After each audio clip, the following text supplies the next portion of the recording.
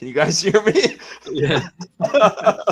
Everything just started loading for a second. Hey, welcome into an all-new episode of Panthers on Tap. I'm Curtis Rauen, joined by Bryson, Karbley, Ricky Raines, coming to you guys on a Wednesday evening. Panthers had the bye week, and they found some way to win the bye week as the Saints beat the Buccaneers. Panthers are now tied for first in the NFC South. We will get into that. We got statistically speaking. We're going to mess around with a little a playoff machine that ESPN has and kind of go through some scenarios with you guys a little bit, have some fun with that. But gentlemen, good to see you guys. Ricky, Bryson.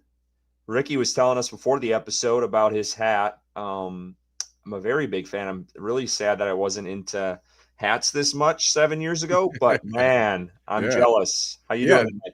This is the new era Griswold is what they called it. I think it's like 5 to 7 years ago, somewhere in that range. They released a line.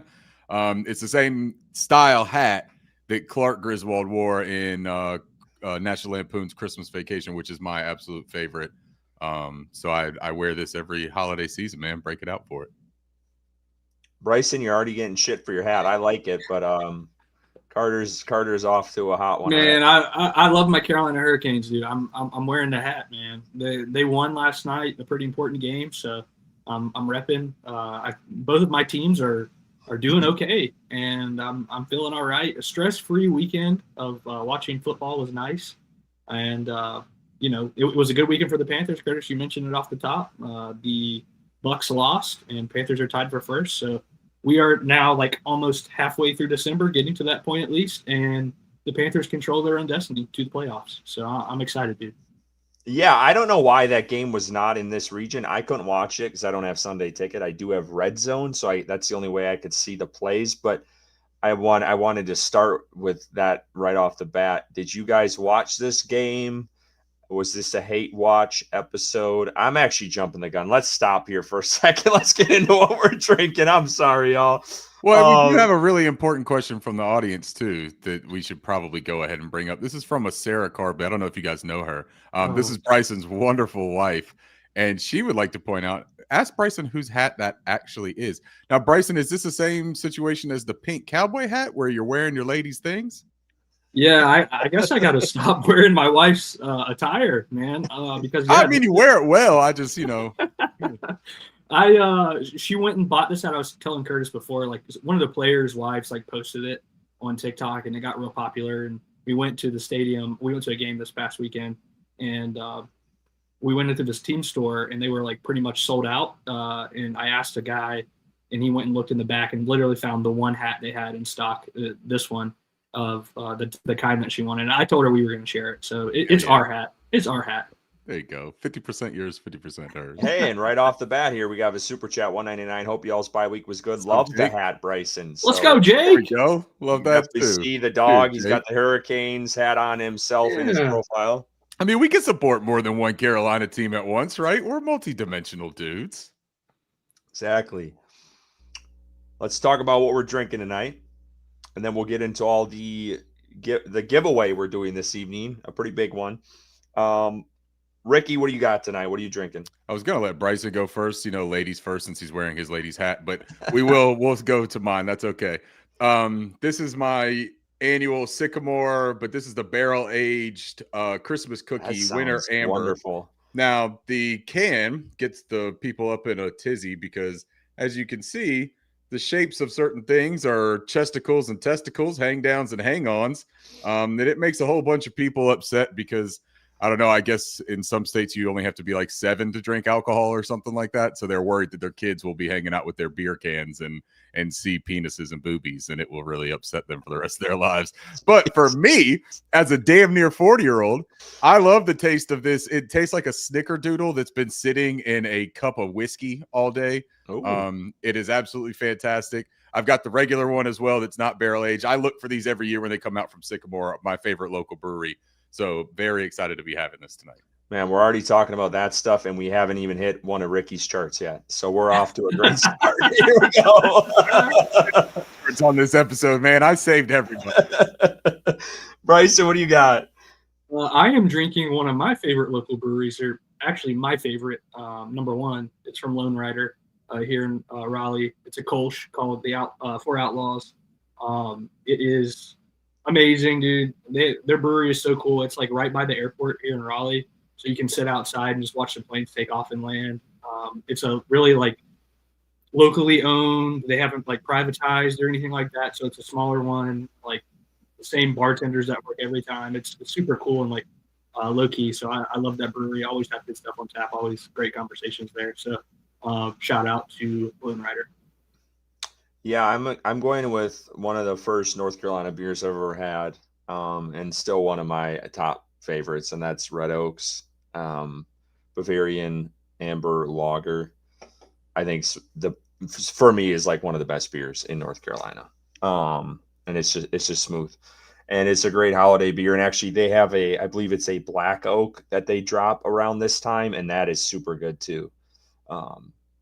So if you ever check them out, I think they're like in Burlington, between Greensboro and Burlington. They're like right on the edge there. So go check out that brewery. It's really cool.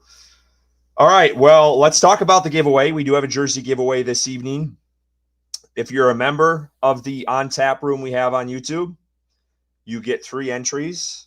And if someone can throw up that QR code, it'll pop up here shortly. If you become a member, it's $4.99 to become a member. And that's a monthly fee. But you do get entries and more opportunities in our giveaways. So take advantage of that. And then if you comment on YouTube or on Twitter, #OnTap, you will get entered in. That will put you in for one. And then any super chat this evening will give you an extra entry for every single $5 super chat. I should preface that. Every $5 super chat will get you another entry. And this will be a jersey giveaway of a player that's available. We're not going to be doing a custom jersey, but a player that's available that we will buy and send out to you all. Pretty good opportunity. It's a great Christmas gift. So take advantage of it. We will draw that at the end of the episode. And I think, Bryson, last check, there was over 100 entries so far. So, again, members, you're already locked in right now. Yeah, you're already locked in. Members, for 3 entries, $5 super chats will get you an extra one. So good luck to everyone tonight. Let's talk football. There's the QR code up there. If I can point to the right direction, scan that. It'll take you to our homepage of our YouTube channel. And then if you hit the join button right next to subscribe, that's where you can become a member. So YouTube makes it top secret. I don't know why, but there it is. Let's talk. Oh, go ahead. Curtis, hold on, because I was thinking of this, right? I saw one of the very first comments was about winning the bye week, right? And I know we're going to talk about that, but Katie, who we all know is probably one of the most enthusiastic W video fans, along with me. I also just really love it. I watch it every day, really. You know, it gets me going in the morning. I have a cup of coffee, throw the W video on, and get myself set up for success. But she says, can we watch the W video? Because technically we won this week. I don't know, boys. Like, how do y'all feel about that? Was the W this week in the offseason enough for at least one video? Maybe we don't have to put the cowboy hats on, but I think a video doesn't hurt. What do you guys say? I'm going to probably get overruled on this, so you guys Curtis is going to say no. Hey, look, I'm going to give a thumbs up. Thumbs up. And I think we got to do it for Mr. Belk here. W song on the bye week. Why not? There you go. Super Steven. Chat. There it Cheers, is. dude. All right, look, while we're drinking, enjoy this video.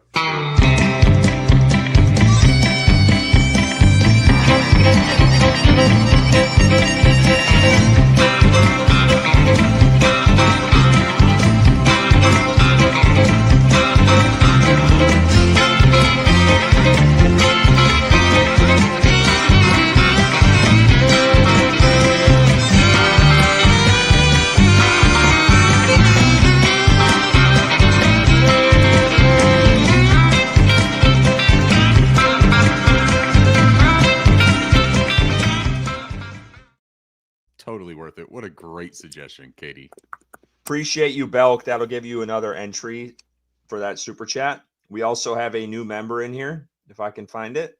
Steven, I want to know what you're drinking tonight too, man. He's always in here he's got like the brisket combination with winter beers. Like, I want to know what you're drinking tonight, Steven. Let me know, man. Kirk Pittman is the newest member, 5766. Appreciate you, sir. Here's Kirk. 3 entries Kirk's already. been playing the into game the right jersey. way. Have y'all noticed he had a comment from X? He had a comment from YouTube, and now he done joined the tap room.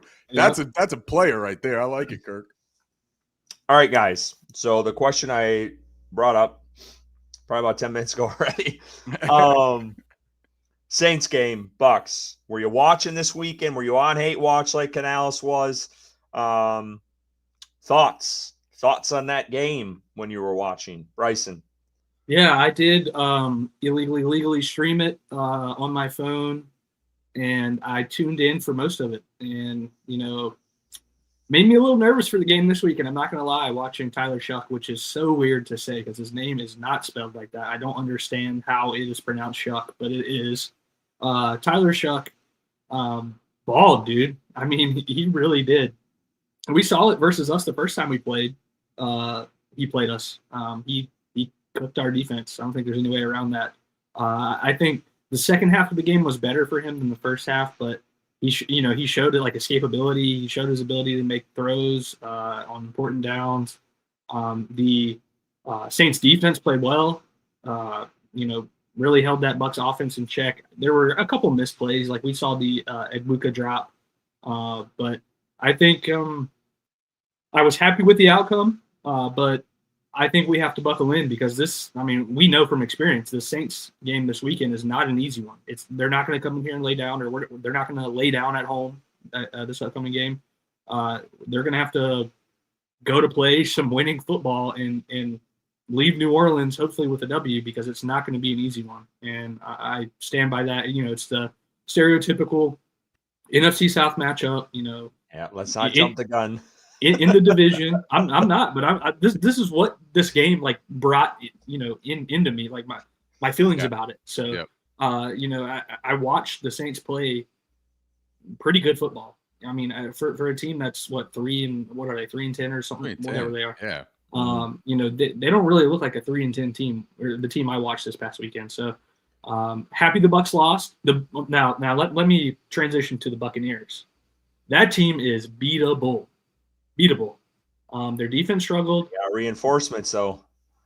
Baker does not look healthy. Baker does not look healthy.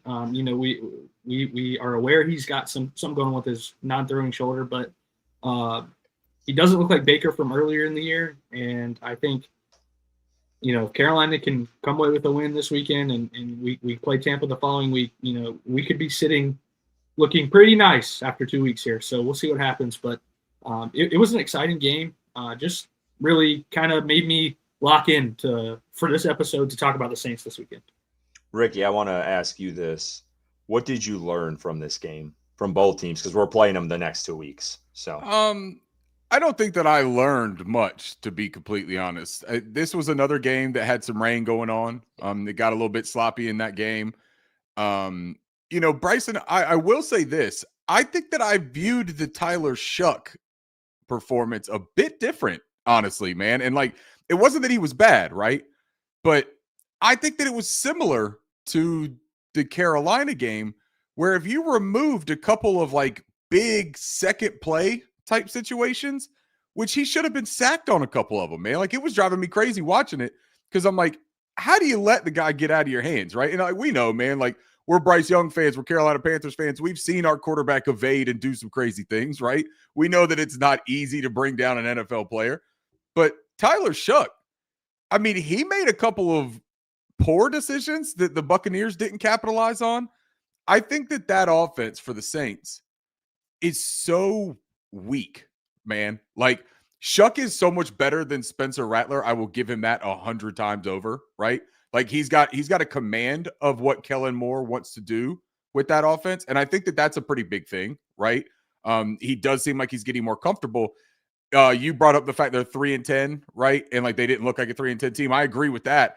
They are playing very hard defensively. The growth that they've had defensively in the last 4 weeks is, I believe, it was on match quarters, there was a chart that showed the DVOA for a defense, and they had the 6th best improvement in the past 4 weeks. They are absolutely playing at a high level right now under Brandon Staley, their defensive coordinator. But their offense is really, really attackable, in my opinion. I think that if you can make Tyler Shuck hold on to that ball. He wants to get it out quick. We'll talk a little bit about that. But if you can make him hold on to the ball, he'll make mistakes too. He makes these really cool plays every now and then, but I think there are a lot of just like fortuitous plays as opposed to being really high level execution plays. Outside of Chris Olave, I don't see anyone that gives me any kind of pause. Devin Neal, their running back, is solid, right? But he's not scaring you with Alvin Kamara out. That doesn't bother me much. The Buccaneers on the other side, did I learn anything from them? I learned how important Mike Evans is for the 100th time of his career, right? Like that dude is what drives the train there. And Emeka Egbuka's been great as a rookie, but he's a rookie and he keeps having rookie moments and he keeps on showing that without Mike Evans being the guy that defenses key in on, it's difficult for them to run their offense, right? Baker's not healthy. I don't think he's going to be healthy for the rest of the season. Their offensive line has not been playing as well. Bucky Irving is dangerous, though, and I hate to see him back for them. But, yeah, I don't know that I learned anything, man. I did hate watch. I got emotionally connected, just like our head coach, Dave Dallas. I absolutely was sitting there. I was like, no way this is going to happen. You know, I'm watching it with my kid again, and he's just sitting there. He's like, I told you we have a chance. He's the most optimistic person I ever met in my life. He's 7, so he doesn't realize that the world will crush you, right? But like he's sitting there and he's like, "Oh yeah, they're gonna beat the Bucs today." And I'm like, "Oh, sweet little boy." And I'm like, "Hey, buddy, throw on a jacket. We're gonna hit a red eye down to Vegas, and we're gonna hit the craps table, you and me. Like, I'm gonna throw a trench coat on you, put you on my shoulders, and just let you throw the dice." Like, They better not let little Max down, or I'm gonna be pissed. That's what I'm saying, man. Like at this point, I'm so emotionally invested in his experience here that like these Panthers, it don't mean nothing to me anymore. But he's running around here in his Panthers helmet and jersey, and he's talking about playoffs. If we don't have a playoff game, man, I'm going to have to explain to him a whole lot of things around the holiday time that you're not supposed to. Before I jump in here, I just want to highlight 2 comments here if I can find them. Just quickly scrolling. Nick Steen's here. Let's go, boys. I finally made it in live. Usually listening the next day at work on Spotify. I appreciate you, Nick, for tuning in live. You, We've been seeing a lot of these lately, so I appreciate you guys coming in here. Been listening on Spotify for months. First time stepping in on the live. What's up, fellas? Appreciate you, Oscar Martinez. And I saw there was somebody in here from Wales, right? That doesn't normally get to watch live. Did I see that right? Yeah, here you go. Tuning into this live show for the first time. Normally catch up on Spotify due to the time difference as I am from Wales, the UK. On tap. Chino Panthers. What's up, man? Appreciate you. Yeah, I appreciate all you guys. It's good to see new live listeners. Hell yeah. Are we doing the shipping international? We'll figure it out. Don't worry about it. We'll make it happen. Okay. But no, I just want to shout out all those people out because, and I've noticed we have a really big following on Spotify. So just shout out to you guys overall. Really appreciate it. Back to the Saints. I will say, and maybe this is what I've learned, I guess, about the Saints is Tyler Shuck has had some decent games these last couple games, and I don't think it's being talked about a lot. It's kind of been just, the Saints are a bad team, and when you're a bad team, no one recognizes you. We've been through that here. But he strung together a couple games here and kind of put me on notice because I thought maybe, the Panthers game was just some sort of fluke kind of thing, and Carolina had a really bad game or whatever. But he's strung together a couple games, and I just hope the Panthers don't overlook this matchup. And I have a feeling they're not. I feel like they've learned from that first beatdown they had, honestly, where they struggled mightily offensively, and they'll have a bounce back game. Again, I saw it on Red Zone, so I was only seeing basically highlights of the game as it was coming on. But like Ricky said, there was a lot of opportunities that the Bucs missed in the game in that rainy one down there in Tampa, where I thought like they had Shuck bottled up, and it was a lot of second chance opportunities where he kind of either busted out on a run or he had a second chance opportunity on a pass. So like if Carolina can bottle that up this week with guys coming back healthy, I think that's going to help greatly. I do want to talk about the health though a little bit, kind of going away from that game. And that's, I feel like it's pretty big news this week. Cade Mays is returning to the starting lineup at center. Austin Corbett is going back to right guard. And I kind of I guess I'll ask Ricky this. We all love Cade Mays. We're happy he's back at center. How comfortable are you with Corbett taking over for The guy's name is escaping me, of course, at right guard, who has Kieran. Yeah, Kieran, who started last week. I feel like you're a little uneasy about this, and so am I. A little uneasy. I mean, look, I appreciate Austin Corbett and what he provides his team as far as depth and versatility, right? It's very much like poor man's Brady Christensen syndrome at this point, where like you can plug and play anywhere in those three interior positions, and you know you're not going to have the worst performance that you could imagine, right? Like it's not going to be Zandler Chavala. I'd rather have Brady over him, to be honest. Well, no, of course, so would I. But that's why I said poor man's Brady Christensen, because I think Brady is much better than that shtick than Austin Corbett is at this point in his career. It's not because Austin Corbett wasn't a talented, good, sound, fundamental player. It's because the injuries have taken away some of his athleticism. And a lot of his game was based off of his athleticism, his ability to move. That's why we liked the prospect of him playing center so much. I thought that Jake Kieran played well enough that you don't have to make that move. Like, do you remember all the weird things that this team has done where they're like, yeah, we didn't want to put in Brady Christensen in this game because he's also our backup center, and we want to keep the depth happy. Why didn't you do that with Austin then right now, right? Why didn't you say, hey, Cade's coming back. We don't want to make two moves if Cade has an issue with the ankle during the game. We don't want to have to move Austin over and then put Jake in and get a guy from cold to warm real quick, right? Just use that excuse again. I thought that Jake had done well enough to earn the position to keep playing for right now. Robert Hunt is hopefully working his way back. It is on the cusp. I just don't know, man, that I do feel super duper charged up about Corbett, but the communication aspect probably plays a part. I know they feel really comfortable with him in the scheme and the blocking mechanisms. So maybe that is the thinking here. But no, how comfortable am I? I would say I'm as comfortable as like if you told me that they had a extra medium in the last shirt that I love and I have to just make that work. That's how comfortable I am. Yeah, I think Ricky, pretty much hit the nail on the head. I agree. I think Kieran's played well enough to keep that position at this point over the likes of an Austin Corbett at right guard. We've seen him struggle at that position through times this year when he's been there.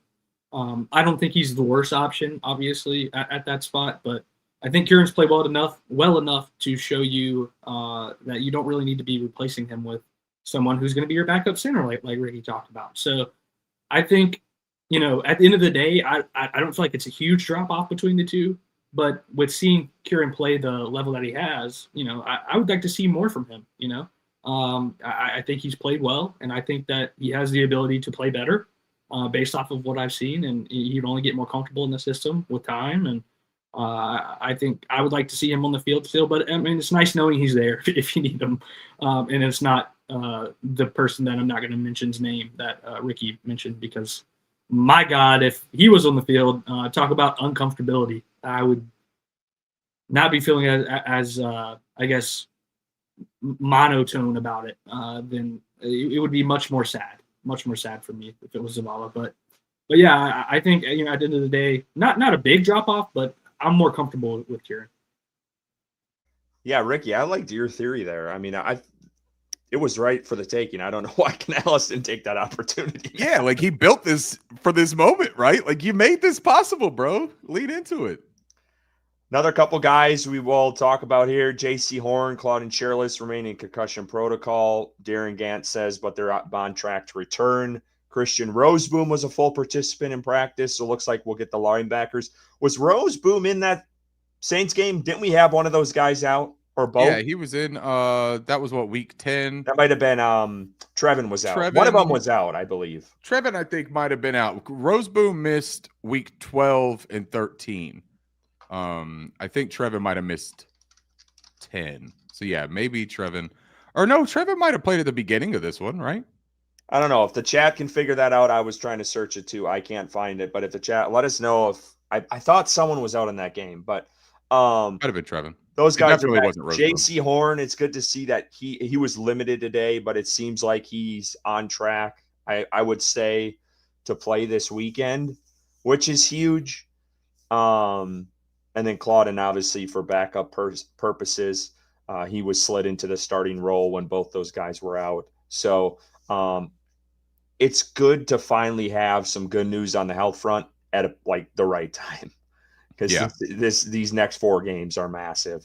Yeah. And this will decide their playoff hopes. So I think that's huge. I don't know if we really all need to talk about the impact of these guys, unless one of you guys want to jump in. I mean, I think it's pretty cut and dry. This would be big for the defense.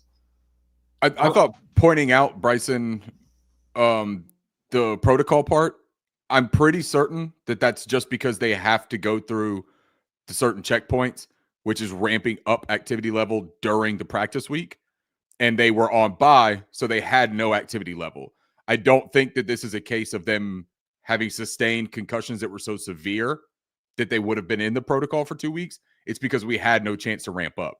And Canales today said as much, saying, they were limited today. They're doing great. They're checking everything they're supposed to, and we'll have a chance to ramp up tomorrow. So I wanted to preface that instead of people thinking that, like, hey, these guys sustained awful concussions. Yeah, it is. They're basically checking boxes until Wednesday, it is Wednesday today, man.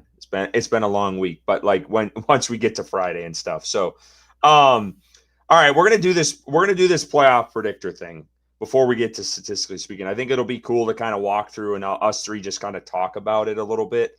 So I'll share my screen here, and this is through ESPN. And it's really cool. It's very interactive. While you set that up, we'll tell Panther Gal says, so is Horn still out this Sunday? They haven't officially announced Panther Gal, but the expectations from everything that I have heard are that he's on track to play. Him and Claude and Chairless are both on track to clear. So I might try to make this full screen, guys, and maybe we can, just so everyone can kind of see this. Or maybe we can just do this and it'll be fine. You could have used Pro Football Network. They have one of these too, if you knew anyone that was affiliated with Pro Football Network. But, well, this one go with the competitor. Perfect. I'm sorry, you didn't tell me. Go with the fucking competition. So let's talk about this first, the week 15. So this week. So and we're just focusing on the NFC South, the division itself. There's other ways I think they can get in. A lot would have to happen wild card wise, and their chances are very slim at that. But the division obviously is like the key for them to get into the playoffs. So let's focus on that. So let's play some scenarios here. You have the Falcons, Bucs playing on Thursday night. I think all of us would probably agree the Bucs are going to probably win this game. I think it would be shocking to all of us if the Falcons came out on top. Would you have said the same thing on Sunday about the Saints game? No, that was not a lock for me. And I didn't even know about the rain, but that was not a lock for me at all, to be honest with you. Okay. I had because honestly, I was even in a pick pool and I didn't touch these teams at all. And this seemed obvious. I just had a weird feeling about it. But I've watched Atlanta these last couple of weeks, and I just don't think they're the same team with Kirk Cousins in there. They're not going to have Drake London, who's a big threat for them offensively. So no, I do think the Bucs handle business. They are also coming off of a bad loss, I would say, to the Saints. I don't think they were expecting to lose that game on their account. And it's at home. So just for shits and gigs, yes. You think Kirk Cousins makes? Well, we're going to play both scenarios. So we can. Well, no. I was just going to point out, you said Kirk Cousins is makes this Atlanta team much worse or whatever. Kirk Cousins led that Atlanta team to a win against the Saints 2 weeks ago. Yeah. So just food for thought. And we're going to play that scenario because this game is much bigger than we think. Yep. So, but for now, let's play with the obvious where the Bucs win this week. All right, we go to the Panthers game. We'll obviously break that down later in the show.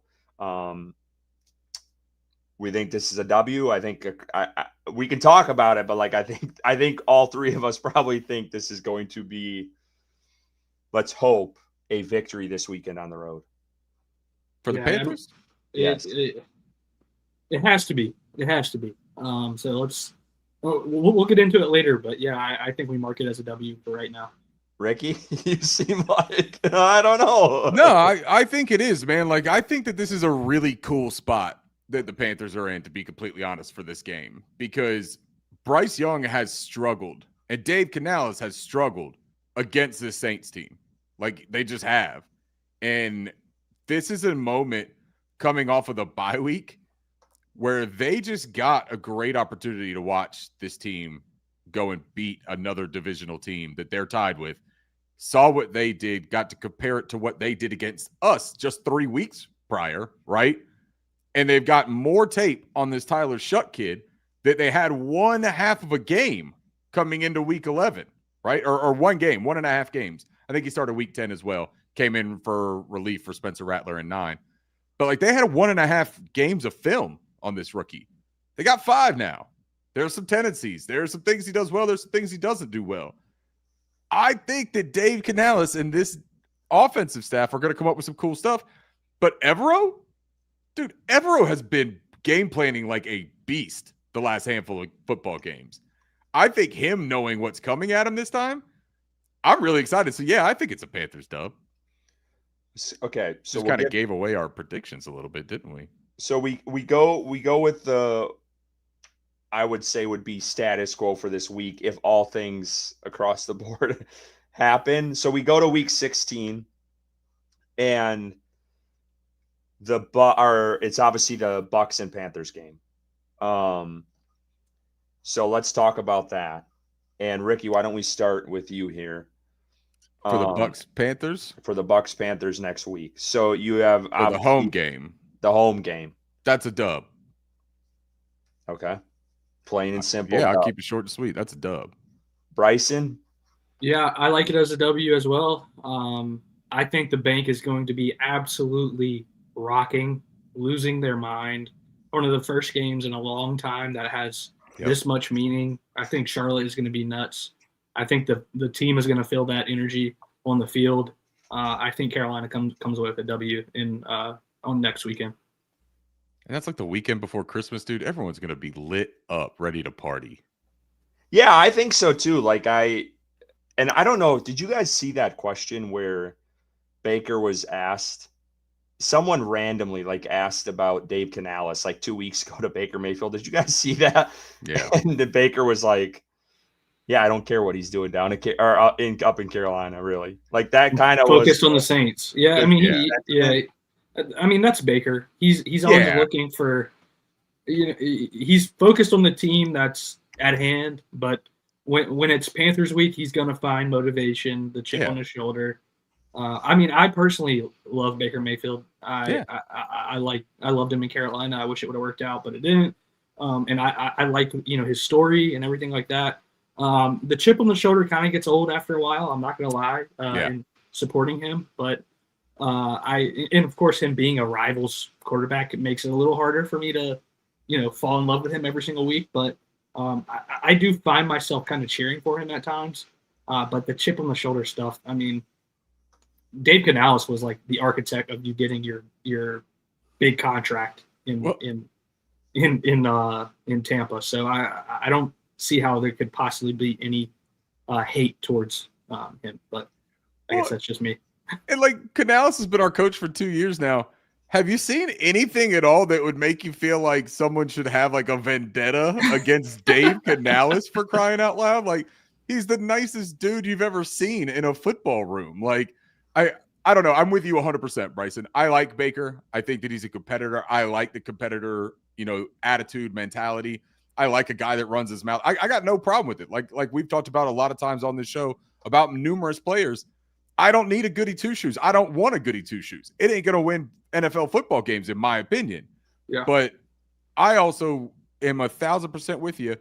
The chip on the shoulder thing, man, you were a number 1 overall pick, man. You had some success in your first stop, and then it went bad because it's Cleveland, and everything goes bad in Cleveland. But then you came and you pretty much had success everywhere except for Carolina. Sorry about that. But you already said you hate Steve Wilkes, or he's the one that cut you, or whatever the hell you got going on. Now all of a sudden Dave Canales, who you was your pal and you love so much, You don't give a shit of what he's doing. You don't have to, man. It's cool. The best way to knock that chip off of his shoulder is to beat him at the bank in week 16. That's it. So we'll stick with Carolina winning that matchup at home, and we'll move to week 17. So Carolina, again, another home game. Sam Darnold comes to town with Seattle. And then the Bucs are playing a Dolphins team that I feel like is a different Dolphins team from the first couple of weeks of the season. They're playing much better football. They've won. I think they've strung a couple wins together.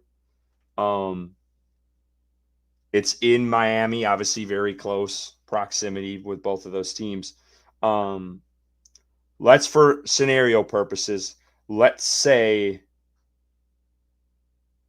the Bucs win against the Dolphins. And what scenario do you want to play with the We don't have to predict this, but like, let's play a scenario where, let's say they lose against Seattle. Let's play that scenario. Yeah. I think it's likely both teams lose that week. Interesting. I don't know if I'd go that far with Miami, but maybe. I think Miami will beat Tampa, but I also think the Seahawks defense makes me nervous as shit. Yeah. Their defense is really good and aggressive. Sam Darnold doesn't, though. Sam Darnold doesn't scare me at all, bro. Guys, it's late December football. It's late December Sam Darnold. And like, all I'm saying is that we've seen what this defense has done against Jordan Love and Matthew Stafford. And so it is at this point, right? At this point of my fandom this season, it is impossible for me to fear anybody, especially Sam Darnold, when I have seen what they've done to Matt Stafford, who did not play. It wasn't like Stafford sucked in that game, guys. Like, that was just a good game for the Carolina Panthers. So if we could play our good games, I'm just not worried about another offense. I'm just not, man. Okay, let's go to week 18 here, and let's play the scenario where the Bucs win at home for the last game. So Carolina, we go back. The Bucs win 2 games, the Falcons and the last game. Carolina wins 2 games as well, the Saints and the first Bucs game. So in this scenario, even if they beat the Bucs the first time, beat the Saints, and then lose back-to-back, which I also see is very unlikely because Carolina has proven to us this year is a very good bounce-back team after a bad week. They just are. It's like they they're terrible one week, they bounce back the next. They're terrible a week, and we've seen that all season long. So in this scenario, I have a hard time believing they'd lose 2 straight to end the year. And what I know would probably piss off a lot of this fan base wholeheartedly. But in this scenario, if Carolina would win week 15 and 16 and lose the last 2, even if they're tied with the Buccaneers, would not make the playoffs. So that's scenario 1. They would not make the playoffs, even if they beat the Bucs once. Let's clear this out and then play another scenario. And this was kind of what Ricky was talking about off the top with that Atlanta game. And like, I don't know, like, what if Atlanta comes in here and wins? But before we get to that, let's get to let's get to the super chat quickly here. This is Stu J X6V 499. Appreciate you, sir. That'll get you cheers, Stu. An extra entry. There's an entry. Get you a jersey, if he's in here. Yeah, get you a Christmas jersey, bro. He's drinking Pilsners. I've got some True Brews, Pilsner and Saisons. Is that how you say Saisons? I was scared to say that word. What were you gonna say? I was probably gonna go Saison. Like a paisan? My paisan. My paisan. You know what, Saison? Is that how you pronounce Saisons? Saison. Big Dom. Sadly, went out of business months ago, so feel like I will be drinking exotic endangered beers. This sounds like a Ricky guy right here. 100%. I was about to say, Stu, let's hang out sometime, man. You feel like you're drinking exotic endangered beers. That's great. You could be like Baker Mayfield, throw a little trench coat on, shave it in the mustache, and say you woke up feeling dangerous this morning drinking your True Brews. So let's play the scenario. Let's go with Atlanta beating the Falcons on Thursday Night Football. And then let's go Carolina beating the Saints this week. And we go to week 16 here. So Carolina's playing the Bucs. And let's play this scenario out. They beat the Bucs at home. And then let's do this where the Bucs beat the Dolphins. The Panthers lose to the Seahawks. The Panthers lose to the Bucs. And this scenario is probably the best scenario that can happen for the Panthers. They would lock up the playoffs after week 16. And I've seen this scenario played out on Twitter a couple times, but if the Bucs lose to Atlanta this week and the Panthers win this week and then beat the Bucs next week, the rest of the season does not matter as far as making the playoffs, which is crazy. But that scenario, if plays out, you could have wrapped up by week 16. And then the big conversation that we've seen on Twitter is, do you sit guys? Do you rest them? How do you do this? All that scenario plays out. We're not going to talk about that tonight. We'll get into that if that happens. No. But, Are you saying yes, Bryson? I agree with yes. Ricky. I think you keep riding the hot hand because I feel like some teams, a lot of times, because Carolina's getting healthy right now, a lot of times teams that rest, they lose their mojo and they come out flat in the playoffs. And I've seen that. I'd like to know what Sarah thinks. I'd like to know what the rightful owner of that hat thinks about this because I don't trust you. At least week 18, you sit people. Maybe not week 17, but week 18, you definitely think about resting Bryce, resting Rico, Chuba, Tetaroa. I'm a strong proponent of that. Fine. There was one other scenario I wanted to play out. My good pal. If I can figure this out. So what's the scenario that leads to I guess it was the first one where week 18 is for the division. Whoever wins that game wins the division and goes to the playoffs. Yeah. Is that right, Curtis? Yeah. Yeah.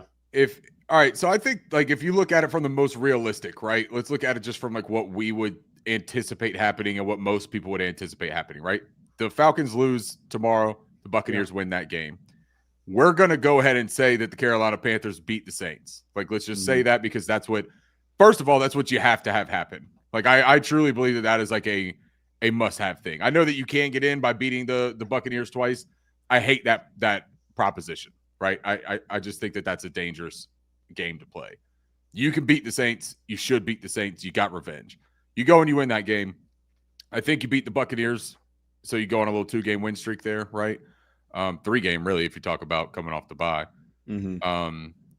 I think that what's the game? Is that the Dolphins game that week? Yeah, it's Dolphins and then Panthers got Seattle. So I think that the Dolphins win that game. So just for curiosity, go with the Dolphins winning that one against them.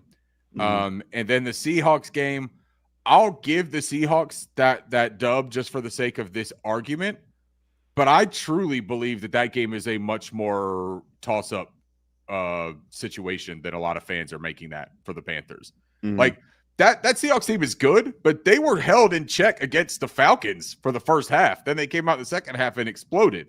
That Falcons team is not this Panthers team, man. Like I don't know. I'm just not willing to give that one up and wave the white flag. But then that takes you to that week 18, and then it is for the division, right? That's whoever wins that game comes down with it.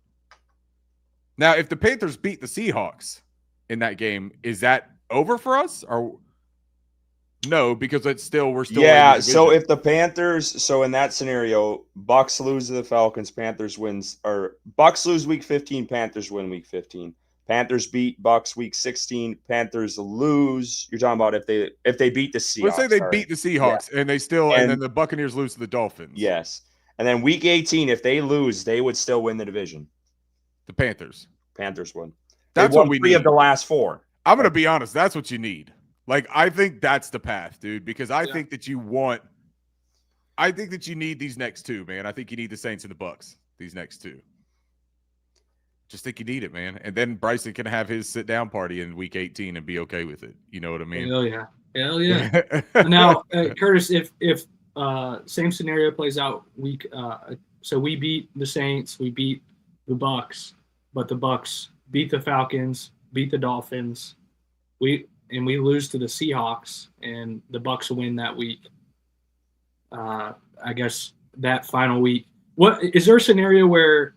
I guess there is, where the Bucs win the division and they're not playing for anything week 18. I guess if the Panthers lose against the Saints, probably against the Saints, and then lose that Bucs game. The Saints is a bigger game than I think people are. Yeah, we lose the Saints. Kind of why I that wanted first to do Bucs, this. it's over. To give people like there's a route if they lose to the Saints, but I think they have to beat the Bucs twice to do that. Yeah.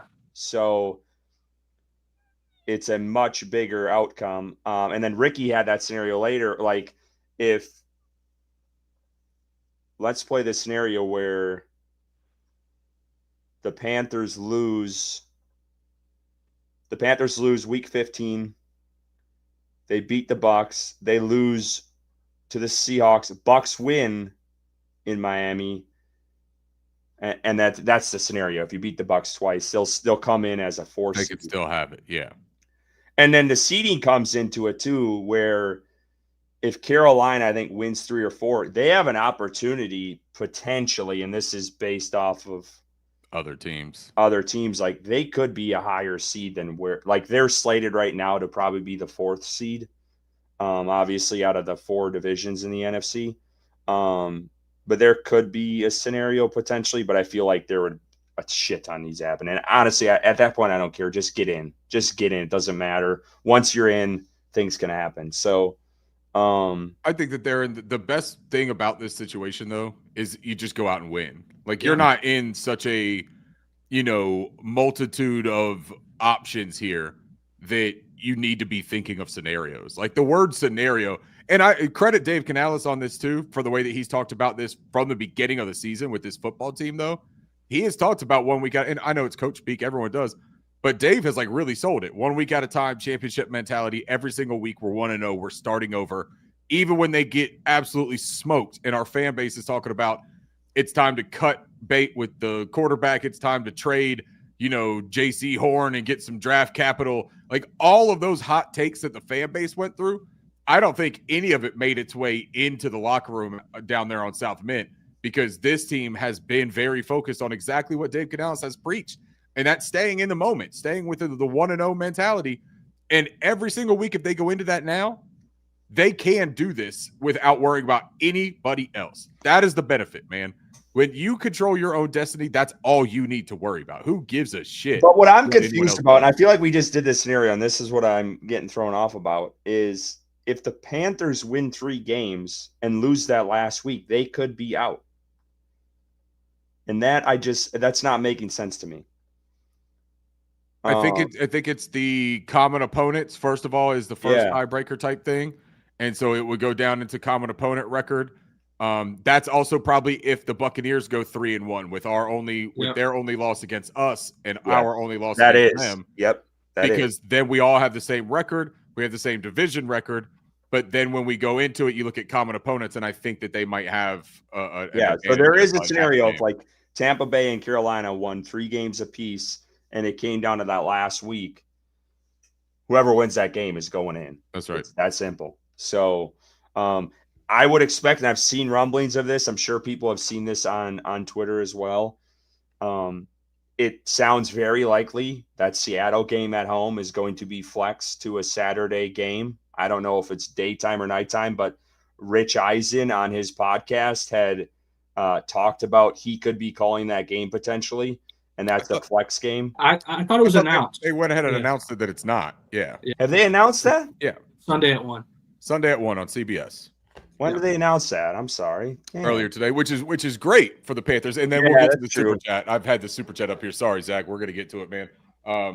They announced it, and it's great for the Panthers because in that scenario, the Seahawks are traveling cross country, and they're playing a 10 a.m. start time for them for what they're used to. Yeah. We got the 1 p.m. We're used to that. And, I mean, I said it, man, on the tweet that I posted with that. But, like, honestly, I don't care about primetime games. I don't really want another primetime game with this team. The primetime game is the playoffs, dude. Get in the postseason. I do, though. I want them to get some – Yeah, because they're going to be under the lights in the playoffs, and that's like it would be good to have that under their belt going in, so you're not having they had, I guess, with the 49ers, but like you need that pressure on you because it's a whole different animal in the playoffs. Give us the 1 p.m. Sunday playoff start too. Yeah, or even a 4 p.m. And because they it's might going to be that. It's going to be here in Carolina, though. You know what I'm saying? Like, let them fly under the radar into the playoffs, and then just start balling once you're in, man. Like that's what I want. Either way, Zachary Hernandez, 1656, $5 super chat. Appreciate you, Zach. Panthers need to play balanced football. I'm going to pop a new one. Need to play balanced football and execute to take the Aints out. I appreciate the fact you said the Aints too, man. I've been saying Saints all night like a little bitch.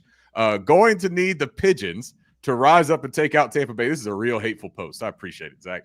Keep pounding. Appreciate it, Zach. Buddy. And a little homage to Curtis's pigeon face mask that he wore. I didn't even make that connection. Look at you. So, real quick before we move on, it looks like the most likely opponent for the winner of this division is going to be the Seahawks at this point.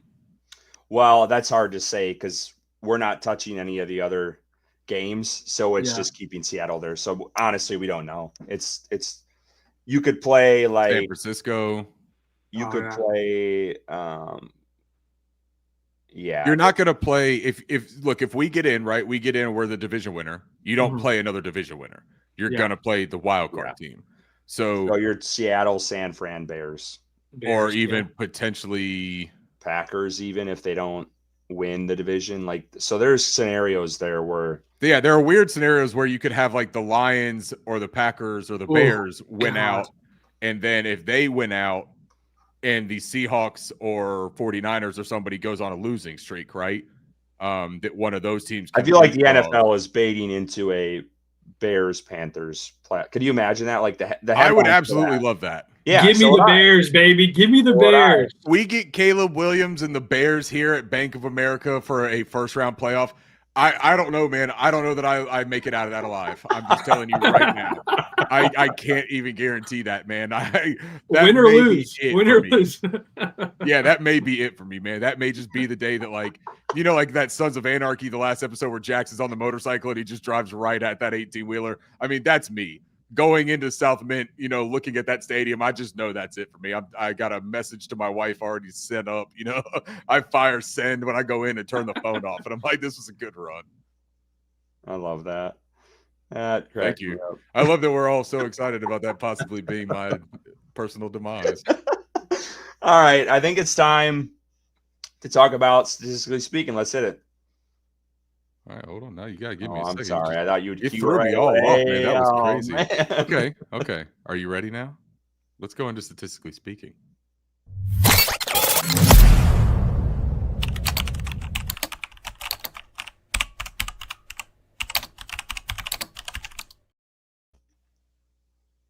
Now, it wouldn't be a Christmas version of statistically speaking if I didn't put a little bit of jazziness on it. Let's go.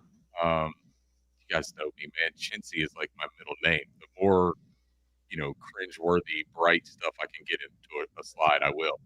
Carolina Panthers offense. Let's look at it here. First of all, most important part of this slide, bottom right-hand corner. The W column says 7. The L column says 6. Your Carolina Panthers are 7-6, fighting for the NFC South Division Championship. Points per game on offense. The Carolina Panthers average 19 points per game. That is 28th in the NFL. Passing yards per game, 185.7. That's 25th. Rushing yards per game, 125.5. That's good for 10th in the league. Still their bread and butter. Even when we are seeing Rico Dowdle be a little bit less effective when he was nursing some injuries, which, by the way, what a great time for the bye week, right?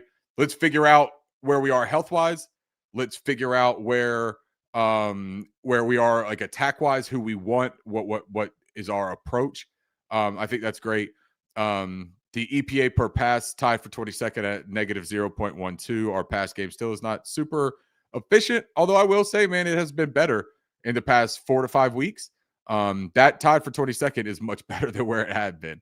EPA per rush tied for 16th at negative 0.03. And the rush stuff, man, is crazy because like it is so like by a fraction, by a hair. Like those numbers are so close for the rest of the league.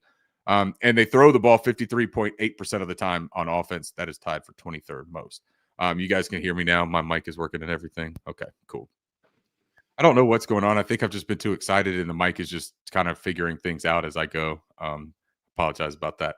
Defensively, Carolina Panthers, points per game, allowing 22.8 points per game. That is tied for 15th. Starting to kind of do exactly what we talked about, Bryson, on that episode where I believe it was just you and me. One of the ones that Curtis was not here for. And you and I kept talking about it, how like they're going to level out to that like 15 to 20 range on almost everything. Because we had like some top 5 categories. We had, all kinds of crazy numbers. They're literally averaging right in that middle of the pack, which is great for this defense. 212.4 passing yards per game, 18th. Go figure. 118.7 rushing yards per game, 17th. Common.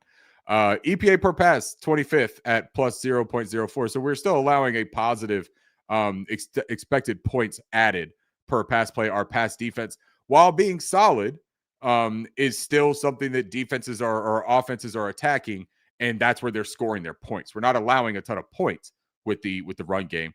EPA per rush tied for 22nd at negative 0.01. And offenses are throwing the ball 54.9% of the time. That is 22nd most in the NFL. Pretty balanced attack, honestly, man, when you look at that. Like this defense, what a turnaround they have made this season. And I'm just so happy to be able to say that because I still think that the most fun brand of football, I know everyone loves throwing the rock and slinging it and chicks dig the long ball, whatever the hell. But for me, defensive stuff just really gets me going, man. And so getting to see some of these games where it just makes life hell for the opponent.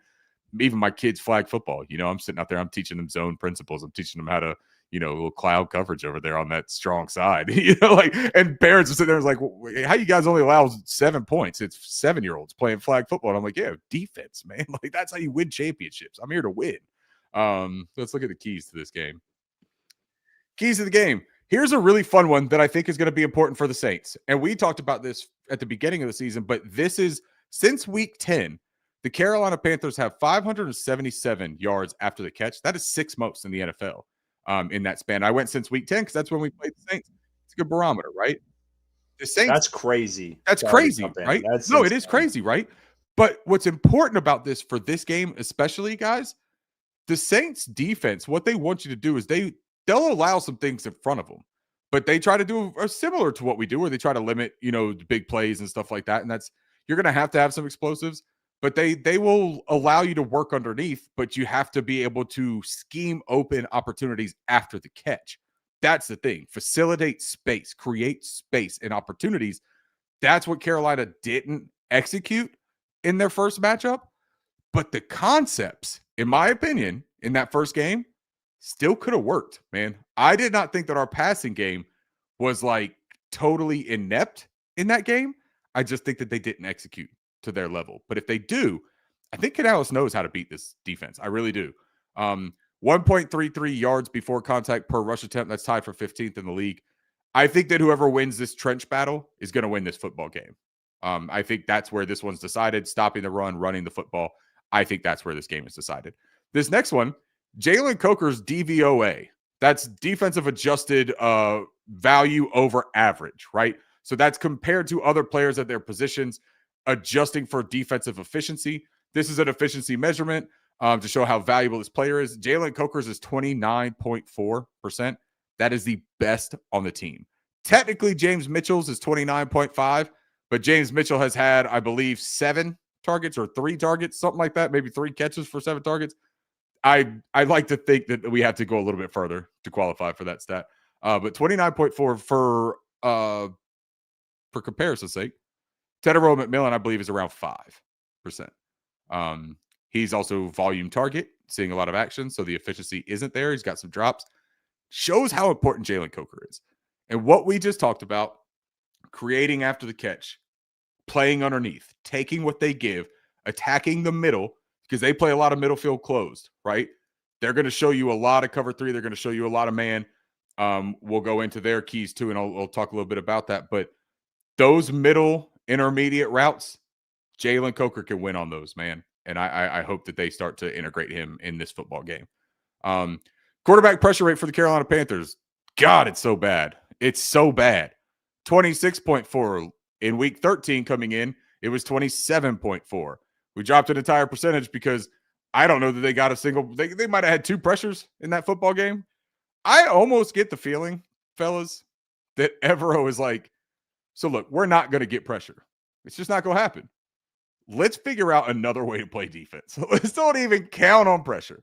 Like, I'm going to figure out some cool shit on the back end, and we're going to have Trayvon Merrick moving all the way around. Like, he's going to be crazy out there. We get Trayvon back. That's going to be a big addition. But yeah, that pressure thing is a problem. Yards before contact per rush attempt on the defensive side, we are allowing 1.47 yards before contact. That's 24th. So we've got to shore that up a little bit. Good news about who the Saints are, though, on the next set of slides. Opponents' time to throw, typically, on average, 2.86 seconds for the Carolina Panthers opponents to throw the football. That is tied for 21st. It's a combination of no pressure, right? Some teams are still going to execute quickly, like Brock Purdy and the 49ers. They still, Michael Penix Jr., he's a rhythm guy. They're a quick pass game. So there's a combination of reasons for it. But in this game with Tyler Shuck, I think that you want him to hold the ball, man. I think that if you don't let him get to his first read, you make him work things out, I think you could turn him over. I think that we're going to be more advantageous than the Tampa Bay Buccaneers were and that we were in the first game. I look for us to turn him over a couple times in this game. Yeah, Ricky, you mentioned the bye week, and I was thinking to myself, it's really nice to have a bye week this late in the season when you're playing meaningful football, but when you're sucking, it's terrible. Awful, it's like, right? Yeah. But it's like you're like in the water drowning and you're begging for someone to throw that life raft early. And you're just like, dude, throw it. But we tread water this whole time, man. So it's we're used to the bye week being like a firing week for someone, like a coordinator's gone or something. Yeah. So it's been nice. It's been nice. But I'll take the Saints here, guys. Getting into the Saints offense. Wow. All right. 15.8 points per game, 30th in the NFL. 199.4 passing yards per game, 21st. So a little bit of improvement there, being 21st. 99.4 rushing yards per game, 28th in the NFL. I know Kamara's been out. I don't know what his health status is looking like for this weekend. I know Neal played last week.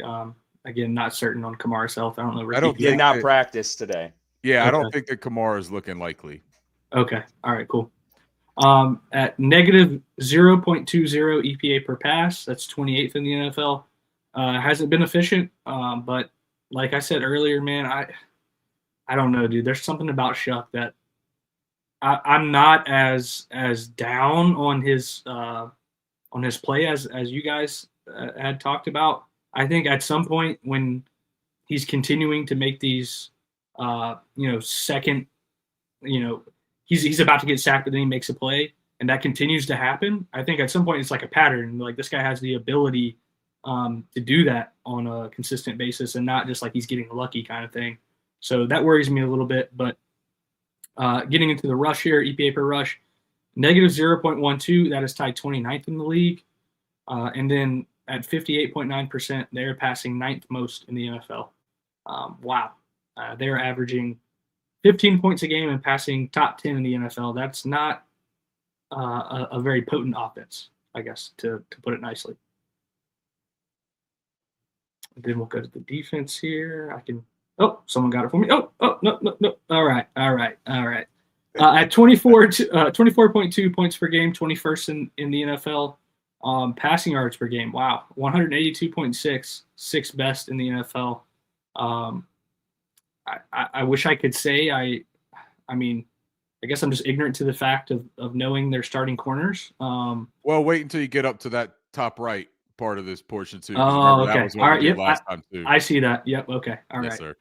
All right. 130.9 rushing yards per game allowed, which is 23rd in the NFL. At negative 0.04 EPA per pass, they're tied 16th. And then negative 0.07 EPA per rush, they're tied 10th. And then this is what Ricky was mentioning here. 48.4% teams are passing against the Saints. That's the least most in the NFL. So they're running the ball. They're probably going up by a lot. I mean, they're probably passing early in the game, going up, and then running the ball and killing the clock is what it appears to be to me. Yeah, Shuck does change the outlook of the team a bit. I think that that's totally fair to bring up because they were bad with Spencer Rattler.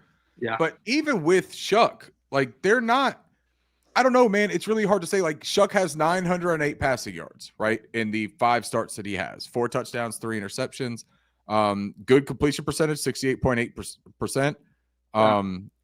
But his EPA is still negative 5.18, right? His EPA per dropback is still a negative measure. There's still just, there are metrics to his game that still don't show threatening, if that makes sense, right? He has limited his turnover worthy plays. I think he's got like a sub 5 turnover worthy play percentage, which is really key and critical. But you talk about like just those numbers, like the passing game numbers, he's averaging 227 passing yards per game. If you were to put that with the rest of the league, then from an offensive standpoint, you know, Shuck and the Saints offense is much better.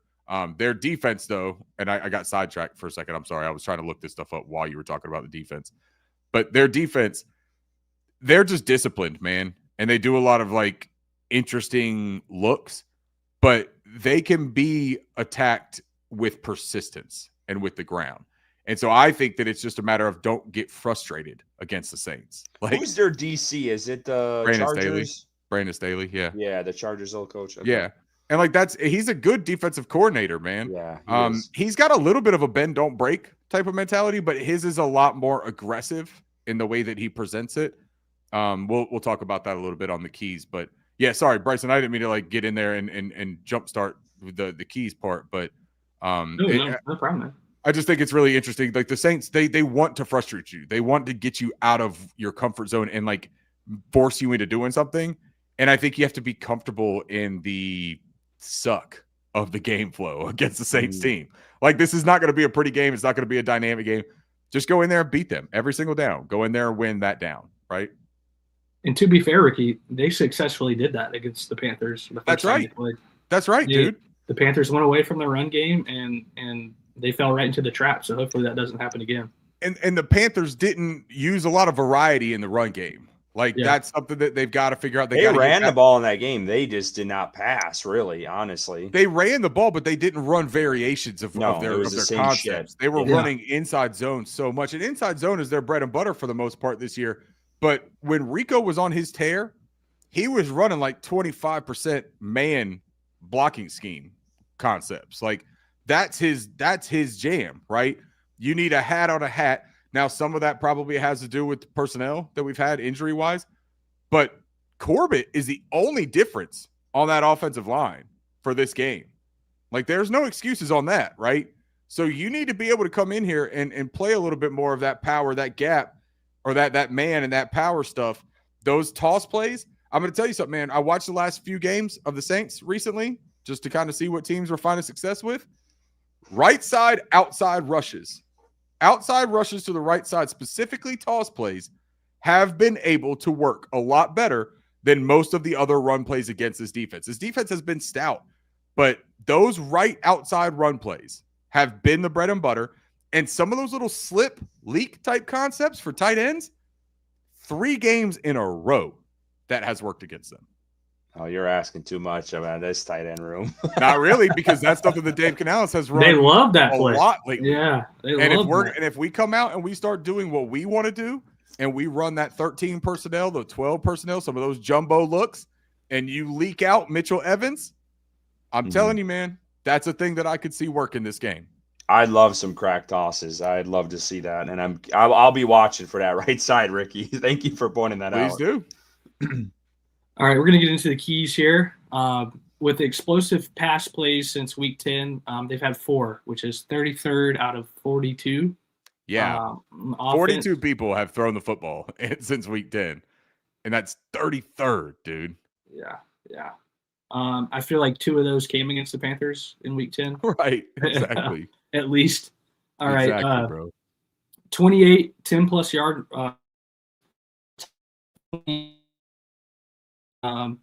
Is that right? Yeah, 28. Yes. So not a super explosive running attack at all. At 0.69 yards before contact per rush attempt. I guess this is what you were touching on earlier, Ricky. 29th in the NFL. So they are not. Their offensive line is not blocking great. Not a good offensive line, dude. Like the trenches are huge in this game. We can literally assert ourselves I need a and big win game this from game. Nick Jordan. Scorton, Derek Brown, Tershawn Wharton, Ashawn Robinson. Did we have Turk in this game? I think so. Did we? Because I felt like Pretty sure. Yeah. I feel like, man, there was someone. Somebody sent us the injury report. Yeah, Katie had Dog. said that. Here it is, Panther Dog. I got it. Hunter Renfro, Chandler Zavala, Jared Harrison Hunt, James Mitchell, Bryson Tremaine, and Cam Jackson were the only outs of this game. That's what I'm telling you, man. Like that's crazy. But they just didn't play, man. And then Katie said that Trevin got hurt in the game. Yeah. Yeah, a bunch of guys got hurt in this one. Like that's probably That's what it was. Okay. But we come into it didn't healthy. Bryce throw like for 106, right? Is this the game? Like 104 or something. This was the game where literally like the entire fan base was just sort of like, I'm out on Bryce. Like literally it was after this game that everyone was like, I've seen enough. He's done. And I get it. Like we talked about it at that time, right? Like it's very frustrating and emotionally driven, the reactions. But then you see what he's done, and you see these other guys, big, tall, strong quarterbacks like Justin Herbert and Jalen Hurts, right? On prime time, throwing 5 fucking turnovers, 3 of them at one time. Like, I mean, I'm just at the point now at this thing where we got to understand contextually that like one game isn't going to be the barometer for a quarterback. I don't want him to shit the bed in the biggest game of his life here in the Saints. And I need this revenge factor too, just for me and Max's sake. But I just pump the brakes, man. Like we're a good team. Like, Amen. All right. The defense for the Saints here, 30.4% blitz rate, 11th most in the NFL. That doesn't scare me. I like Bryce against the blitz. As long as that offensive line does their job, he's going to eat against that blitz. So I'm fine with that. 14% simulated pressure rate, which is first. Ricky, I wanted you to talk to me a little bit about this simulated pressure rate. What does this mean exactly? Simulated pressure just means having extra guys is showing blitz. You got extra guys up on the line of scrimmage in the box. You're showing a pressure look, but a simulated pressure look is doesn't mean that everyone comes and that you send it. You can also dump out into zone. But what it is it's giving a lot of post snap responsibility and work to the quarterback. Yeah, it's going to be key for Bryce because you don't know what it is that they're doing, and when you combine that, and that's why I had that blitz rate above it, right? When you combine the fact that they're a top 10 fringe, top 10 pressure team, and they show the most simulated pressure rate, right? Now that blitz rate, that's on dropbacks. Simulated pressure rate is just period in the game. That's how often they have extra men showing, right? So like that is a high rate, man. That 14% is high. I think that the only other team might be Green Bay, possibly. I'd have to look back at it, but I think it might have been Green Bay that's the only one close to that, and everyone else is like 10% or lower. Like that is something that Brandon Staley does. It's something that he did in LA. And it is something that has given Bryce some issues. And that's because there is a lot of, remember the interception? Was it Alontae Taylor that picked him off, throwing to the outside? It was, right? Where he dropped back into coverage, but he was showing blitz. Yeah. Bryce predetermined where he was going to go with that. And he saw him drop back into coverage right when he let go of that ball. And he knew he was toast, man. He was running to the sideline because he knew he fucked up. And that's where I think we have to see the film reviews in this one, guys. Like that's what I was talking about, why this is such a cool spot for me. I really think that they have an opportunity to learn so much with 2 weeks to prep for this team. Yeah. 2 weeks. Mm-hmm. And having had an awful performance, I am so excited to see exactly how good at their jobs Dave Canales, Brad Idzik, Bryce Young, the offensive line, all of our offense, I am so excited to see. But even the defense, man. Like look, you're getting me all jazzed up. Like I'm fired up all of a sudden. Like I'm ready to go outside and light something on fire and talk about the game that's on Sunday, and it's Wednesday evening. Sorry, Ricky. I won't ask you about simulated pressure rate again, man. If you say that word to me one more time, I'm going to flip this desk over, and I'm not using my hands, Bryson. Oh, God. All right. All right, guys. We're into that part of the episode where things are going to get weird. All right, pull up a dick graph. All right. Third down conversion rate at 35.5%, which is 6th best in the NFL. So they are playing pretty good on third down. Ricky had mentioned it earlier. I think I saw something on Twitter today where, over the past 4 or 5 weeks, I think the Saints are like top 5 defense in the entire league, Right. which is scary. But, Ricky touched on it as well. They've had 2 weeks to prepare for this team. There's really no excuse to not go out there. We saw what your original game plan did and what happened in week 10. You have an opportunity to correct that, and you have no excuse to not be prepared. You have no excuse to do anything but succeed in this game. So work's cut out for them, and we will see how they perform. Love that Sir Icy brings this up, because I don't want to make this seem like we're all just roses about Bryce in this offense, because we've struggled, man, against the Saints team. We talked about that earlier. But Bryce Young playing in the Superdome has 0 passing touchdowns. One of the things that I love so much about this fan base is how we get really jazzed up about the Carolina Reaper and the we're going to get somebody fired, right? We lean in to these personas that Bryce Young and this team have created for themselves, which rule, by the way, first of all, the personas kick ass. But there's a new one that can be unlocked this weekend. And that's revenge, Bryce Young. That's get back, Bryce Young, right? That's put some respect on my name, Bryce Young. And going in to the Superdome, playing against the New Orleans Saints, the bane of his existence, go in there and do it, man. Don't only just prove it to everybody on the outside. Bryce has already said he's not a externally motivated or driven person. Do it for you then, Bryce. There's no way that we should be thinking he's not aware of his shortcomings against this team. I don't think he lingers on it, but he's a very cerebral, smart dude who's highly aware of his game. He knows that this Saints team has his number. He needs to go in there and take theirs. I mean, that's honestly what I'm looking for here, man. It is nut up or shut up time, and I have a lot of confidence and faith in this Carolina Panthers team to nut up. That was my rah-rah speech. If anyone wants to say anything after, you can. Ricky, I missed it. Can you start over from the top? Sorry, I absolutely. They stimulated pressure, and it's a go.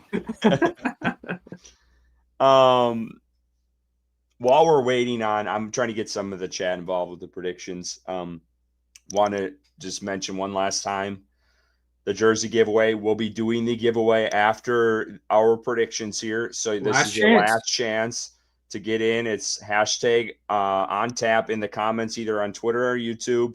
If you're a member, you get 3 entries already from our YouTube channel. And then every $5 super chat will get you another entry. We have over 100 plus right now. Take advantage. It's the last time. This is a Panthers jersey of your choosing, of a player that's on the website. We're not going to do a custom one, but someone that's available. And we will send that to you, whether you're across the pond or you're here at home. We'll make it work for you guys, but last chance now, for that. If Pets in a Bathtub wins and you could get Pets in a Bathtub on the back of a jersey, I'll get you that custom jersey if you walk around with Pets in a Bathtub on the back of your jersey. Before we get into the stuff, can we go back to a couple comments? Because I did see a couple roll through, and I wanted to highlight them before we do them because, man, we talked about it earlier. Love it when people listen and catch live for the first time. Brian DeWire, hey, fellas, dig the content. Been listening for years on Spotify, but only catch a few minutes live recently. Keep up the good work. Brian, I know it's not a super chat or anything, but cheers to you anyways, man. Appreciate you, sir. Good comment here from Chris Dillard, by the way. I saw this while we were talking about it, and I think this is good money. I feel like having both Chuba and Rico healthy will make a big difference. Chris Dillard, I feel like you are 100% correct, my friend. I don't think that Rico was 100% healthy in that. I don't even think Chuba was 100% healthy going into that New Orleans game. I think the New Orleans game is where Chuba started trusting his body a little bit more. And he showed a couple of things that translated into the next handful of games. The bye week will be really interesting to see how Rico comes out. If Rico is explosive again and has that spring in his step, and Chuba still has the confidence that he's playing with, I expect this run game to take off a little bit, man, despite having a rough game against them the first time. So, yeah.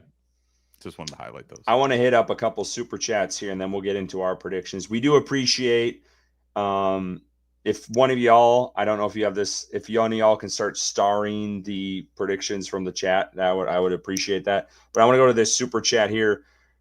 Ray, this is another entry for the jersey giveaway. I appreciate you, $5. Cheers, sir. Thank you very much.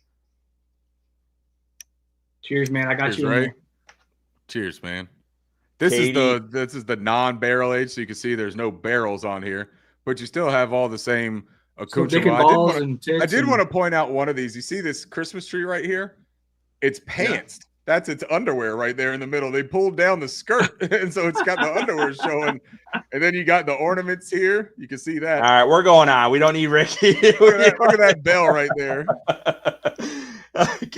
Katie, $4.99. That's another entry. You make the playoffs, and I'll be the conductor of the delusional train. Scary hours coming for the league. Appreciate you, Katie. Cheers to the super chat, Katie. I tell you what. Shout out to Katie. So, Bryson, what do you got for a prediction? Boys, I think this game scares me a little bit more than you guys. Not only based off of what we saw in Week 10, but what I saw last week was, in my opinion, I know you guys differ, but a quarterback that is playing well and who is ascending in this league, who's probably going to make the Saints question drafting a quarterback with their first pick, I think, in my opinion. God, I would love that. So I do think, with all that being said, like we mentioned earlier, the Panthers had 2 weeks to prepare for this game. They saw what didn't work in Week 10. They know how important this game is. The players know, the coaches know, the front office knows. The Panthers have to win this game. They just have to. And I think that with it being, I guess it is in New Orleans. I was about to say with it being at the bank. Unfortunately, that's not true. With it being in New Orleans, those Saints fans, I don't really think they're showing up much at this point in the season from what I've seen with a couple of their home games recently. But it is a divisional game. I don't think it's going to be easy. I think it's going to be close. But I do think Carolina wins the game. I think I'll take the Panthers 24-21 versus the Saints. 24-21. Curtis, you want to go next? Yeah, he was going like. I thought he was about to give us a loss. Yeah, I know. I'm not doing no damn loss. All of a sudden, he turns it over. Yeah, he sold out. Hey, before you go, Curtis, I wanted to bring this up because I did want to say when Bryson just said I don't think New Orleans Saints fans are showing up. I know 2 Panthers fans that are going to be there down there in the Bayou, and that's my mom and my sister. For my sister's birthday, these balloons just went off, which is crazy because I didn't even say birthday yet. But for my sister's birthday, my mom and my sister, they're traveling down there. My sister's birthday is on the 12th. Happy birthday, awesome. Chrissy, first of all. Happy birthday. She's the smartest, best person you'll ever meet. She got everything good that I was supposed to get. She got them early, so I got the DNA at the end, which is the fun one from my mom. But Chrissy went to Duke, so Curtis, you'll love her. Then she went to Wake Forest. Then she went to LSU, and then she went to Ohio State. So I'm just going to brag on her. She's a child clinical psychologist. She's incredibly smart. She's the best. But they're going to be down there in New Orleans. They're going to be cheering for this Carolina Panthers team. No matter how many Saints fans there are, I guarantee you there's going to be at least 2 Carolina Panthers fans that are making the most noise of all of them. Ricky, I have a question. Yeah. So what college football team does your sister cheer for? LSU particularly, and Ohio State. Okay. Duke, last I looked, I don't know that they have much of a football team, so I don't think that matters, but she does cheer for them in basketball. But LSU and Ohio State are definitely her other ones. Wake Forest, she went for like her master's. So she doesn't. What I was going to ask, the bigger question is for Ricky is, what the hell happened? I'm just kidding. What do you mean? Look at this stuff. Like they started putting obscenities on cans, and I went and worked in a warehouse so that I could buy more cans. Oh, I love it. I'm gonna get to some of the chat and then I'll go. So Panthers dog 24-17 Carolina. Katie 31-17 Panthers. Is it Searcy? Am I saying that? I think it's Sir Icy, but Sir Icy? Sure. If you want to say Searcy and side zones, 28-10 Panthers. Carter's got a long one, probably a rage post here. Panthers 34, New Orleans 16, 3 rushing touchdowns for the Panthers and a passing touchdown. Bryce Young and Mitchell Evans. Hope Dave doesn't have the simulated pressure donut. Oh, he put it all in there for you, Ricky. Sure did. Sir Icy, I'm sorry. Panthers in a bathtub, 2020 tie. Pets in a bathtub. Look at you. Now he's trying to put Panthers in a bathtub. You don't put Panthers in a bathtub. You put pets in a bathtub, Curtis. Oh, did I say Panthers? You did. I'm sorry. I'm trying to rip through these. Hey, all right. 20 tie would piss me off more than anything. Yeah, that would be terrible. That'd be terrible. That might be the biggest rage bait I've ever seen in my life. Pets in a bathtub. So, Panthers, Saints, you guys talked about it. I don't know, Bryson. I think you're kind of underselling my point earlier. I do think Tyler Shuck's going to be a problem in this game. I think he's strung together a couple of good games and kind of flown under the radar based off of the Saints record. And I do think some of those stats are skewed because a lot of those games early on were from Rattler, and he struggled mightily. And I feel like, Shuck, I think Ricky said like 225 passing yards a game. So Carolina's they gotta be on their A game. This is the divisional game. It's always going to be close. You have to expect that in divisional games. And we've seen how bad Atlanta is. And Carolina even was close with them in both. Obviously, the first game was a big blowout, but the second one was very close in that game. So I think this is going to be, I think Bryson nailed it. It's a close game. Carolina has lost the last 5 of 6 at the Superdome. 5 of the last 6. We saw the stats by someone in the chat. Bryce Young hasn't thrown a touchdown, but not so fast, my friends. We have a Chuba Hubbard who is healthy. We have a Rico Dowdle, who I still don't know if he's 100% healthy. But those two tandem, I think Dave Canales learned in this last game and is going to come out just like they came out against the Chiefs after the bye last year. They're going to come out swinging. They're going to be ready for this Saints team, and they're going to bounce back. I think it is going to be a close game. Bryce Young will throw his first touchdown at the Superdome. They will win this one in a close NFC showdown, 23-17. And honestly, I hope it's a blowout, and I hope we're sitting there comfortable sucking beers in the third quarter. If I'm being honest with you guys, I really hope so. But I do think it's going to be close. I do think the Panthers come out. This is the probably biggest game of the season for them up to this point. Ricky, go ahead. Oh man. Thank you, Bryson, because I was thinking the same thing. I was like, I'm not sucking a beer, Curtis. Hold on. First off, Clay Wright on tap. Got you in there, man. But I also realized that while Clay is here, that I didn't get to do one of my favorite segments of the show. Oh, we missed it. So for Clay, real quickly, before I do my thing, I am going to go ahead and roll this nice, sweet little swanky jazz. Clay Wright, if you guys don't know, this is Carl Hungus.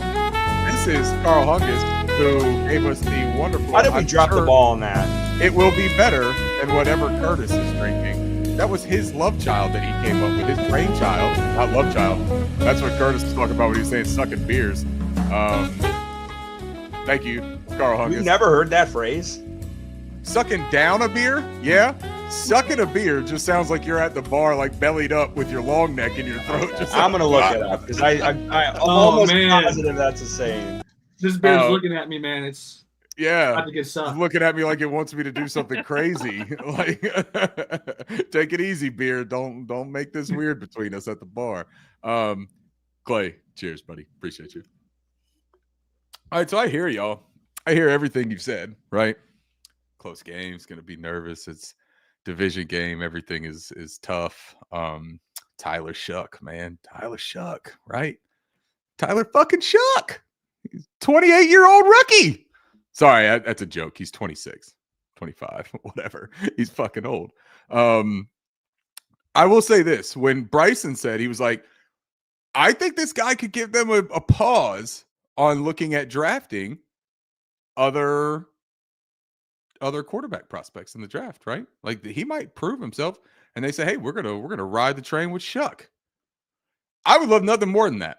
Because you know what I really think about Tyler Shuck? I think that Tyler Shuck is going to be one of those quarterbacks that after that first year where no one knows him, no one has any tape on him, no one knows what to expect about him. I think that once you have tape, good NFL coaches are going to make him look like the prospect that I thought he was coming out. That doesn't mean that I think that he's a crap player. I'm not trying to shit on a young person trying to chase their dreams.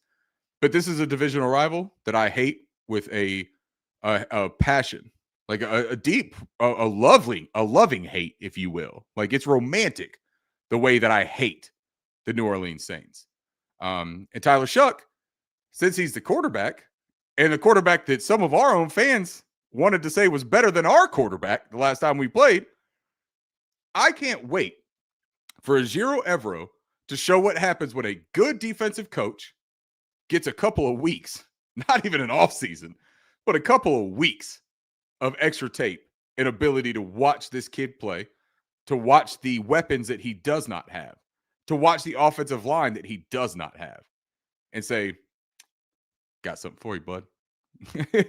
I got something coming for you. I think that the Carolina Panthers win this football game 27-14. I think that they are going to come in there and prove that they are a legitimate 7-6 football team and that the Saints are a legitimate 3-10 football team. I know that Tyler Shuck has won 2 of his 5 starts, I believe it is. So he's responsible for 2 of their 3 wins. That's lovely. That's great. It still ain't very good. We're fighting for a playoff spot. We're coming off of a bye. I have full faith that this team takes everything seriously. The talent of the Carolina Panthers and the talent of the New Orleans Saints is widely different. And I think they show it. I think Bryce Young throws 2 touchdowns in the Superdome. He definitely gets off that horse and starts showing that he's got some chops there too. I think that Rico Dowdle and Chuba Hubbard, this team has won 6 of their 7 games when Rico Dowdle and Chuba Hubbard combined for 100 yards rushing. They're going to combine for 100 yards rushing in this game. I don't think this is that close. I hope you're right. I think that Bryce Young and the Carolina Panthers may make me look stupid, and they might put up 31 against this team. I think that they might get a pick 6 on Tyler Shuck or a strip sack. Everyone's down on Nick Scort, and I'm going to have my 11 jersey on. And when he hits Tyler Shuck, which he had a sack in him the last game, when he hits him in this game and he takes that ball away from him, I think it goes for 6. I don't know, man. It's a Christmas spirit. J.C. Horn, pick 6, where his dad J.C. Horn coming back. Trayvon Merritt coming back. J.C. Horn, Trayvon Merritt coming back. Christian Roseboom coming back. Are we talking about like there's not motivation for this Panthers team to show out and show who they are fully loaded? They have been doing what they've been doing with arms and fingers tied behind their back, fellas. You said this too, right? You said that we've lost 5 of the last 6 in the Superdome, Curtis. Anything I can do to go anti-6-7, I'm going to do. We will not lose 6 of the last 7 because, Maxwell, I love you with all my heart, little buddy. 6-7 ain't going to be anything we say in this house. None of it. We're going to be 8-6, and we're going to have lost 5 of the last 7 because we're going to win this football game on Sunday. All right, before we get to the super chat, it deserves a background music, and I don't even know what this one is, but we're going to play it. Oh, that's terrible. I'm sorry. What is that? There we go. This is called Feeding the Ducks. And I'll tell you what. Wesley Carrier is Go JMU this weekend. Is feeding everyone tonight. $99.99. Wesley Carrier coming in. I mean, give the guy the jersey already. I'm kidding on that, but seriously, Wesley, you have donated graciously to the show over the last, year and a half we've done this live stream, and I mean graciously. Appreciate you, Wesley. JC gonna shuck the life out of the Saints. I love that, man. Can I shout out Wesley Carrier, too? Because before I even saw that, Wes, I know that Wesley is the one that got the Nick Scorton jersey, which also gave me a kick in the ass to get my Nick Scorton jersey after everything I said. So, Wesley, on Sunday, when you're wearing yours and I'm wearing mine, we're going to cheers each other, man, and we're going to enjoy the win that these Panthers are going to get down in New Orleans on Sunday, man. Cheers, buddy. Appreciate it, man. You guys should suck some beers together.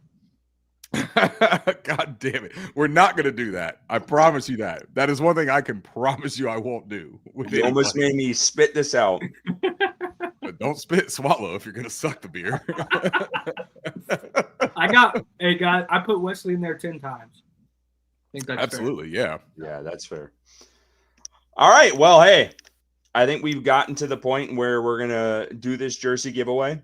I want to thank everyone who tuned in tonight. Appreciate every single one of you, 430 plus right now. Man, this might be one of our shortest episodes. This might be a record. Good. Good. My liver can't take much more of these 2-hour shows. All right, Bryson, let's bring up the wheel here. And I just want to thank everyone who both last week and this week that have entered into the jersey giveaway. How many entries did we end up having, Bryson? 147. 147. Great turnout. So there is the wheel. All right. Everyone can see their name, right? It's just tiny, minuscule writing. There's no hard time seeing that. All in there. 147 people. All right, are we ready? I don't know if Curtis's internet has the capacity to spin this wheel on this stream. Did you hit it? All right, I'm gonna do it. I'm clicking the spin. Do it. It's going. Yeah, there's that noise everyone likes to hear. It's for all the money. Big bucks, no whammy. Big bucks, no whammy. Uh-oh, who is that? Cole. Who the hell's Cole? Right. Cole, he was on here last week. I think he joined. Wasn't he a new member? Didn't Cole join as a new member, I believe? I'd have to look. I don't know. It's just the Cole, so I don't know if there's a he commented on tap up here at some point. Let me find it. But let's do at least like 2 or 3 backups just to be safe, like we did with the ticket giveaway. So Cole is our first winner.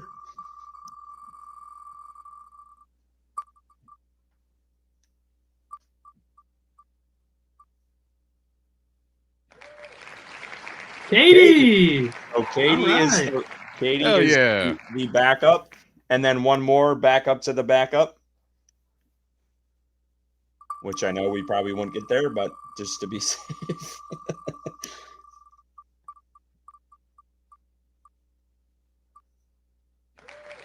Nate. Carolina Nate. He's won before with us. Yes, he has. I will say this. All right. When I was unpacking more Christmas decorations, I found my box of Bow Body Show koozies that I still have laying around the house. So for our 2 backup winners, you shoot me a message, or I'll shoot you a message, follow me on Twitter or whatever, and I'll send one of those out to you for Christmas. I got like 50 of them. So if anyone else wants a Bow Body Show koozie, holler at me. I'll send them out to you. Well, we want to thank everyone for tuning in tonight. Appreciate you all. Big game this weekend. I was told before the game, which I did not know, this is a 4:30 kickoff. We're foreign to those around here. Right. So did not expect that. Be good and drunk by 4:30. But 4:30 kickoff against the Saints. Again, we talked about the scenarios. This is a really big game. Another big game tomorrow night, Thursday night football, Falcons, Bucks. Be watching, study up on what we're going to be facing next week. But again, this is a really big week for the Panthers and their playoff hopes for the rest of the year. So hopefully you guys were tuned in on Sunday, and we'll be back next Wednesday to break it all down for you guys. Thank you so much. There's that koozie. Bryson, show that off again if you could. That's Ricky will be giving that to Katie as well as Nate. So shoot us your guys' addresses, and we'll get those out to you. Appreciate every single one of you guys for tuning in tonight. And as always, keep pounding.